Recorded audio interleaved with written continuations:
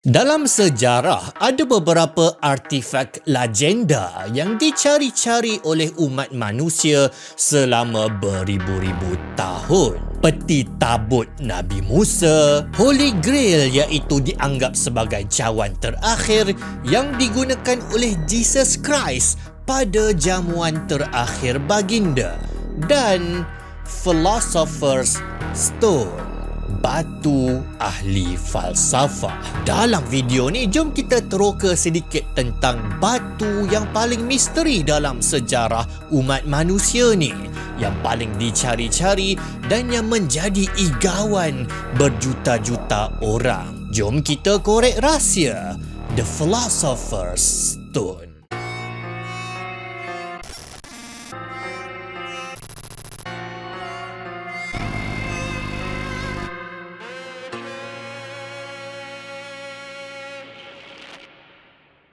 Sebagai umat manusia zaman moden, kita berkenalan dengan nama The Philosopher's Stone ini melalui fiction, filem, novel, malah anime. But how do you know so much about the Philosopher's Stone? Buscando la piedra filosofal. The Sorcerer's Stone. Through the Philosopher's Stone. Pertama kali kita dengar nama ni, mungkin kita anggap bahawa ia cumalah satu objek rekaan. Yelah, penulis nak sedapkan cerita, ya dok? Macam sfera kuasa boboiboy lah. Manalah wujud benda tu, kan? Tapi bila kita perasan yang Philosopher's Stone ini diceritakan dalam punya banyak penulisan, ia disampaikan dalam pelbagai kisah legenda, merangkum ratusan tahun, merentasi pelbagai budaya dalam tamadun Islam, tamadun Cina, malah tamadun Barat. Dan bila kita sedar bahawa manusia selama beribu-ribu tahun memang memburu batu ini, raja-raja keluarkan kekayaan yang tak berperi nak mencarinya. Sarjana-sarjana otak-otak terhebat dunia jadi gila memikirkannya. Malah batu ini pernah diharamkan untuk dikaji dan dicari, kerana ditakuti batu ini mampu menumbangkan kerajaan dan manusia mati semata-mata untuk mencarinya. Maka kita mungkin perlu tarik balik tanggapan bahawa ia cumalah satu mitos rekaan. Mungkin Philosopher's Stone ini betul-betul wujud, tapi apa benda tu? Okey, mungkin pertama sekali kita tengok pada namanya dululah. Batu ahli falsafah. Siapa ahli falsafah tu? Pada zaman dulu, rupa-rupanya ahli falsafah ni adalah gelaran yang kita bagi kepada lebih kurangnya saintis ataupun profesor zaman sekarang lah kot. Lebih kurang. Di mana ahli-ahli falsafah ini mereka bukan saja mengkaji sains, tapi mereka juga adalah ahli agama, ahli mistik, ahli sihir dan juga ahli-ahli khurafat, yang semua ini terangkum di dalam satu gelaran, satu golongan ahli falsafah. Dulu apa yang kita panggil sebagai sains, iaitu kajian terhadap hukum dan aturan alam, dia sangat-sangat berkait rapat dengan kepercayaan agama. Itulah sebab saintis-saintis zaman dulu, mereka juga adalah golongan yang paling berpegang kuat dan malah mereka mempromosikan beberapa khurafat-khurafat besar seperti astrologi, ilmu tilik bintang. Ini anda boleh tonton dalam video ajar sebelum ini tentang astrologi. Philosopher's Stone adalah objek utama dalam bidang kajian, bidang ilmu yang dipanggil sebagai alkemi. Malah ilmu yang dipanggil alkemi ini memang tujuan utamanya adalah untuk menghasilkan Philosopher's Stone. Alkemi ini datang daripada bahasa Arab, iaitu alkimia, di mana ia adalah kajian untuk mentransmutasikan, untuk mengubah satu logam kepada logam yang lain. Tapi ilmu alkemi ni sendiri dah wujud lama dah. Legenda kata bahawa pengasas utama ilmu alkemi ini, bapa kepada alkemi adalah Hermes Trismegistus. Ada yang kata bahawa Hermes ini sebenarnya adalah Nabi Idris, tapi wallahualam. Jadi apa yang special sangat pasal Philosopher's Stone ni?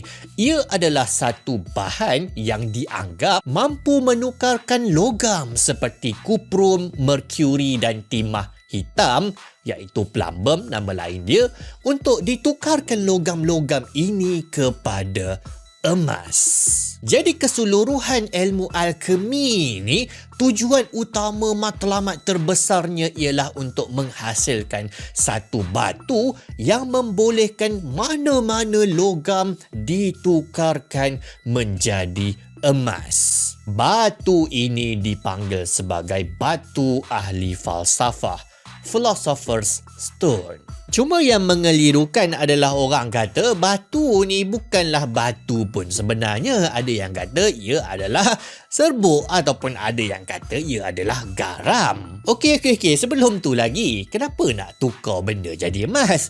Apa yang special sangat dengan emas ni kan? Menarik kan emas ni? Selama beribu-ribu tahun, manusia tergoda dengan emas. Sampai sekarang, kita terpesona dengan kilauan dia. Kita letakkan harga yang sangat-sangat tinggi kepada logam ni. Dan emas ni dia bukan saja cantik, dia memang ada sifat-sifat ciri-ciri tersendiri yang buat dia sangat-sangat special. Ia adalah logam yang tak terhakis, dia tak berkarat dan dia nadir. Tak dipengaruhi dengan bahan-bahan kimia yang lain. Kalau logam lain kita biarkan selama beberapa bulan, ia akan terkarat dan dia akan terhakis. Tapi kalau kita buka makam raja tamadun kuno dan dalam tu ada emas yang ada dekat dalam makam itu adalah emas yang masih berkilau, masih cantik, masih berharga dan tulen. Maksudnya simple je lah kan sebab kenapa orang nak hasilkan emas ni. Kalau kita dapat menghasilkan emas, kita tak payah korek dah, kita tak payah melombong, maka kita akan jadi sangat-sangat kaya dan jadi sangat berkuasa lah. Tapi tujuan asal ilmu alkemi ni taklah untuk jadi tamak macam tu. Sebenarnya ia agak murni. Ahli alkemi kata kalau diorang dapat menghasilkan emas ikut suka, maka apa yang akan berlaku adalah harga emas akan turun. Manusia tak akan rasa macam tergoda sangat dah dengan logam ini. Mereka dah tak rasa bernilai. Maka konflik manusiawi akibat kita umat manusia memberhalakan emas dapat dikurangkan. Tapi tak habis di situ cerita pasal impian mencipta menghasilkan emas ni. Sebab di sinilah juga berlegar aspek utama di sebalik Philosopher's Stone. Aspek kepercayaan keagamaan. Sebab ahli alkemi juga menganggap bahawa emas adalah logam yang paling sempurna. Ia juga melambangkan manusia yang berjiwa tinggi dan mampu melawan kejahatan. Logam seperti timah hitam yang tak berapa nak lawa, iaitu logam asas, diorang dianggap sebagai melambangkan manusia-manusia yang berdosa, manusia-manusia yang tak berapa nak elit sangat lah. Maka batu, bahan yang boleh menyempurnakan logam, juga dianggap sebagai boleh menyempurnakan manusia. Justru terdapat satu lagi fungsi Philosopher's Stone yang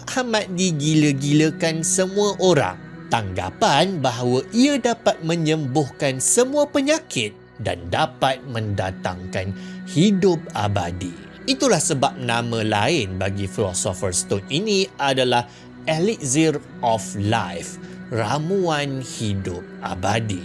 Bila kita minum, kita jadi sempurna dan tak akan mati. Apatah lagi zaman dulu, emas memang digunakan dalam rawatan penyakit. Macam dekat China, emas ni jadi ubat kalau orang sakit, diorang bagi minum emas. Bayangkan bila kau mati, orang korek balik perut kau nak dapatkan emas tu. Antara fungsi lain Philosopher's Stone juga, ia dikatakan dapat menghubungkan antara dunia manusia dengan dunia malaikat, dan ia membolehkan manusia untuk tengok benda-benda gaib. Kita boleh tahu apa yang berlaku di masa lampau dan masa akan datang. Ya, dah start pelik. Philosopher's Stone ini memang tak ada dekat belakang rumah kita, tak ada pun di alam semula jadi. Kita yang kena buat. Jadi macam mana cara nak buat Philosopher's Stone ni? Mahlangnya ataupun memang disengajakan, cara ahli alkemi cerita pasal pembuatan Philosopher's Stone ini sangat pelik, misteri dan membingungkan. Atau dengan kata lain, merepek meraban. Antara ahli alkemi yang paling terkenal sepanjang sejarah adalah Jabir Ibn Hayyan. Dan tak tahulah korang pernah dengar perkataan bahasa Inggeris ni ke tak? Gibberish. Maksudnya itulah merepek, meraban, mengarut. Tak tahu apa benda kau cakap ni. Asal perkataan gibberish ini memang datang daripada Jabir Ibn Hayyan. Bahasa Inggeris dia orang panggil gabber. Sebab bila orang baca tulisan Jabir Ibn Hayyan ni, memang orang tak faham apa. Penulisan alkemi dia dan rata-rata ahli alkemi lain pasal Philosopher's Stone ini penuh dengan kod dan diagram misteri, kriptik, mistik dan enigmatik yang mungkin hanya dapat difahami oleh diorang je ataupun anak murid diorang, paling-paling pun dalam lingkungan kecil komuniti diorang je kot yang boleh faham, ataupun diorang sama-sama tak faham, buat-buat faham tak tahu. Campurkan merkuri ahli falsafah dan kalsin sampai ia jadi singa hijau, tambah lagi sampai jadi singa merah. Di dalamnya kemudian engkau akan jumpa naga sebenar yang memakan ekornya. Engkau bakarnya lagi sampai ia jadi singa hijau, lalu timbullah api yang berair dan darah manusia. Apa benda? Excuse me, what? Singa hijau, singa merah, naga yang sebenar yang memakan ekornya.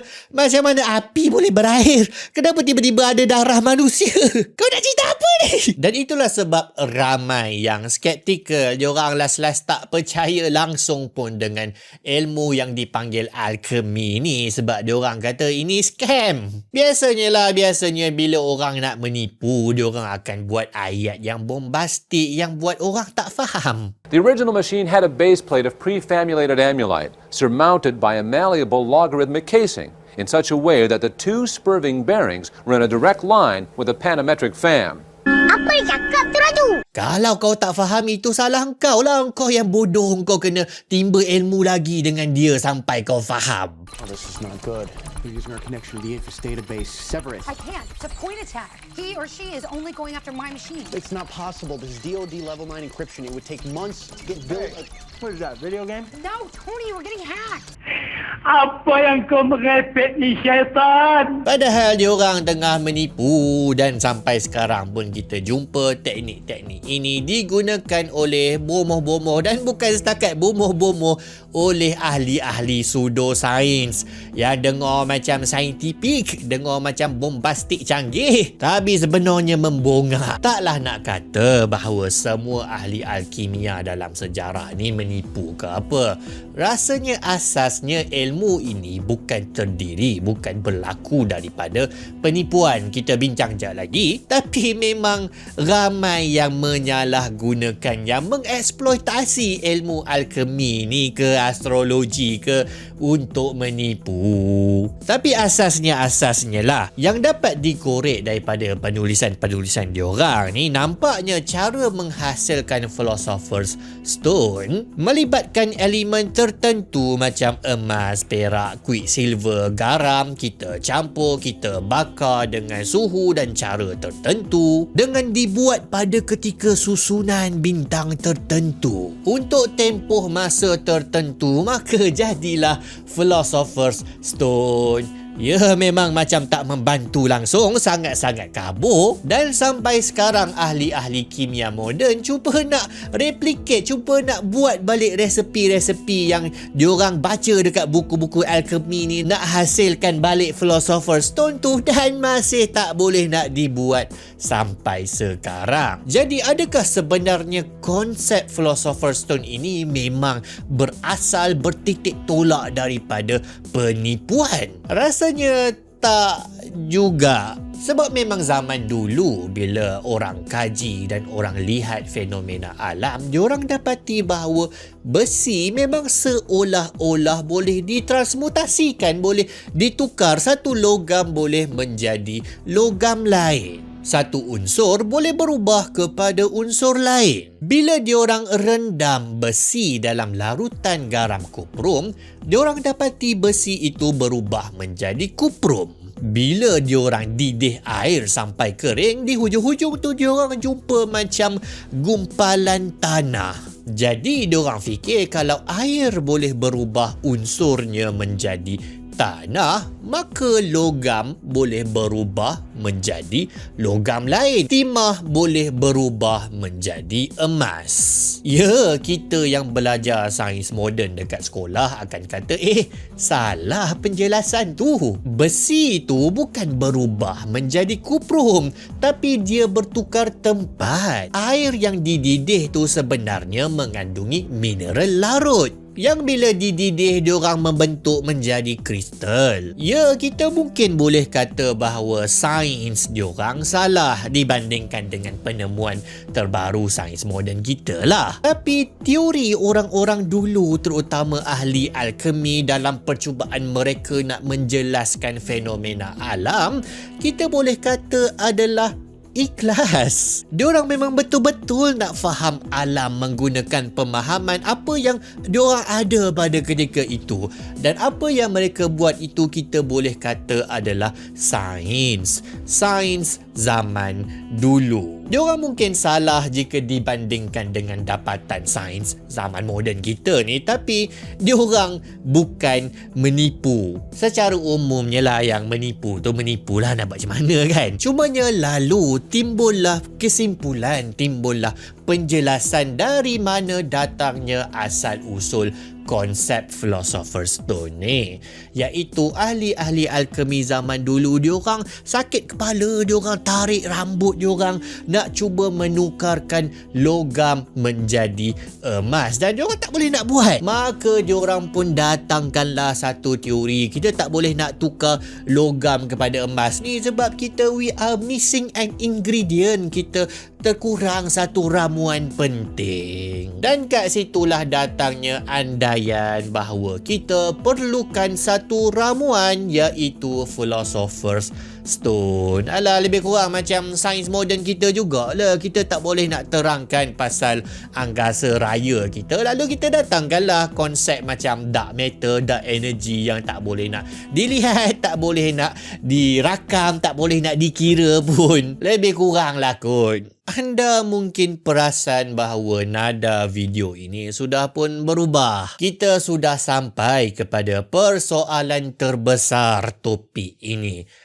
Philosopher's Stone ini betul-betul wujud ke? Elias Ashmole yang hidup pada abad ke-17 adalah pengumpul teks-teks kajian alchemy di England. Beliau cuba mempertahankan alchemy ketika ramai yang menganggap bidang itu cumalah satu penipuan dan scam. Beliau memiliki perpustakaan khas berkenaan alchemy. Ini kata beliau, tak semua yang ditulis tentang Philosopher's Stone adalah benar. Tak ada siapa yang secara terbuka pernah mengakui kewujudannya dan tak ada siapa yang pernah melihatnya. Ahli falsafah yang menulis pasal batu itu sebenarnya mereka tulis sebelum mereka pernah melihat sendiri pun transmutasinya. Ilmu alchemy sekarang adalah ilmu yang sudah pun ditinggalkan sebab dia tak lagi berjaya untuk jawab macam-macam soalan tentang alam kita, dan ia digantikan dengan kimia. kimia moden. Sekarang dah tahun 2023 Masihi. Kalau Philosopher's Stone itu wujud dan telah pun berjaya untuk dicipta, maka soalannya adalah kat mana dia? Kenapa kita satu dunia tak pernah nampak? Kenapa ia cuma wujud dalam fiksyen dan cerita legenda dan mitos? Dan kesan kalau betul-betul wujudnya Philosopher's Stone ini adalah kalau ia dah berjaya, dah dicipta, dah dimiliki dah oleh mana-mana negara ke organisasi ke, maka emas sepatutnya dah tak lagi bernilai. Sebab kita boleh transmutasi je daripada logam-logam lain. Tapi emas masih lagi sangat-sangat berharga. Malah ia disimpan dalam reserve. Malah berbilion dolar dikeluarkan untuk kita masih melombong emas. Kalau dah tak payah dah lombong emas sebab kita boleh cipta, kenapa kita masih kena lombong? Cuma ada plot twist. Kita tak kata bahawa emas tak boleh ditransmutasikan. Ya, menurut sains moden sebenarnya boleh. Kita boleh cipta emas. Jap. Maksudnya, dah settle lah. Inilah Philosopher's Stone. Kita dah berjaya buat. Dengan pengetahuan sains atom, unsur sebenarnya boleh ditransmutasikan. Ini berlaku dalam reaktor nuklear apabila kita memecahkan uranium kepada unsur baru. Malah reaksi penggabungan nuklear di mana hidrogen bergabung membentuk helium juga adalah transmutasi. Yalah, ini transmutasi lah. Satu elemen berubah menjadi elemen lain. Macam mana dengan emas? Ya, kita boleh mentransmutasikan emas daripada timah hitam, daripada kuprum. Ya, kita boleh buat. Tapi kita perlukan pemecut nuklear. Kita perlukan jumlah tenaga yang sangat-sangat besar gedabak. Dan itu pun jumlah emas yang dihasilkan adalah sangat-sangat kecil. Kalau kita guna mikroskop pun kita tak nampak emas tu. Maka kita boleh kata dengan confidentnya particle accelerator pemecut partikel ini bukanlah Philosopher's Stone yang diorang kata diorang buat waktu beribu-ribu tahun dulu. Mana tahu ada pengembara masa yang bawa particle accelerator pergi ke... Tak nak.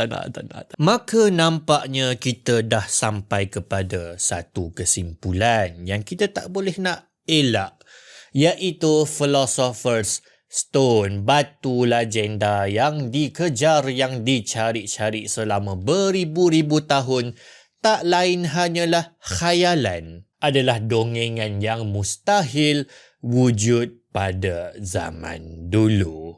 Kan itu kesimpulan akhirnya kan. Kenapa video tak habis lagi ni? Sebenarnya tak mudah untuk kita buat penafian total berkenaan dengan kewujudan Philosopher's Stone ini. Sebab pertama sekali, sumber rekod sejarah merentas dunia yang menceritakan pasal bahan yang mengubah logam jadi emas ini adalah sangat-sangat banyak. Yang peliknya, kalau keseluruhan tamadun peradaban manusia boleh berkonspirasi nak berkhayal benda yang tak wujud ni kan. Resepi pasal bahan yang membolehkan transmutasi ini telah ada sejak daripada zaman gangsa di Mesir, Mesopotamia dan Levant lagi.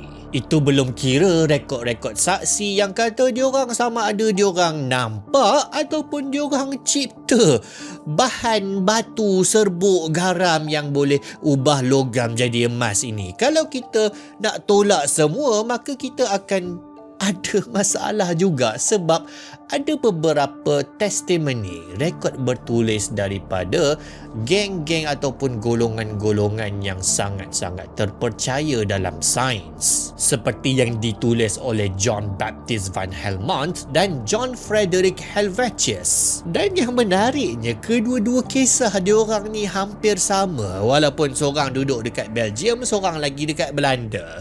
Kedua-dua mereka adalah golongan skeptik. Diorang memang tak percayalah asalnya dengan kewujudan Philosopher's Stone ni.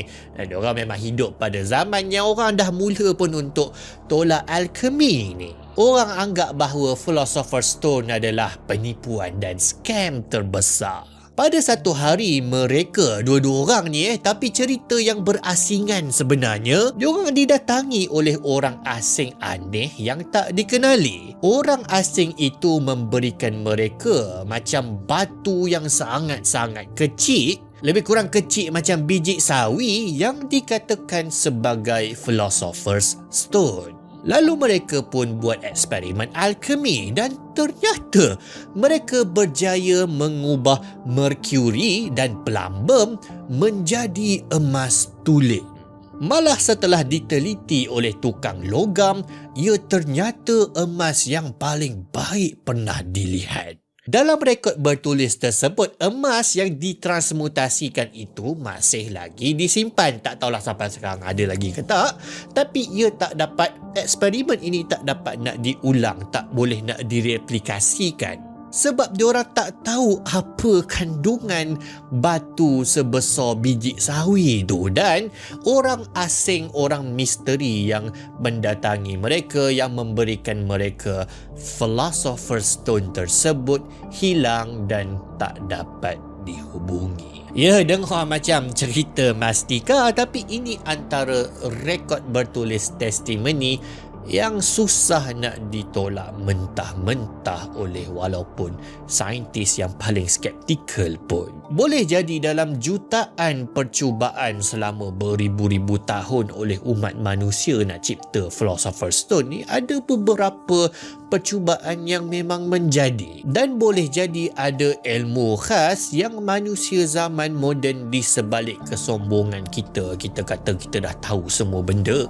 kita hilang, kita tak dapat nak akses ilmu tersebut. Dan rahsia Philosopher's Stone yang dianggap telah mati selama beratus-ratus tahun ini mungkin sebenarnya sedang bersinar di hujung ufuk yang paling gelap ilmu manusia. Jadi itulah sedikit sebanyak penerokaan kita tentang Philosopher's Stone. Jadi apa pandangan anda? Tulis dalam bahagian komen. Dan kalau anda suka dengan konten-konten yang dihasilkan oleh channel Ajar dan anda nak membantu, anda nak menyokong kami untuk menghasilkan lebih banyak konten yang bermanfaat, yang berilmu, maka kami sarankan anda untuk bantulah kami dengan support, dengan menjadi Ajarian, dengan tekan butang join, tekan butang support di bawah. Kita jumpa lagi dalam video yang akan datang. Assalamualaikum.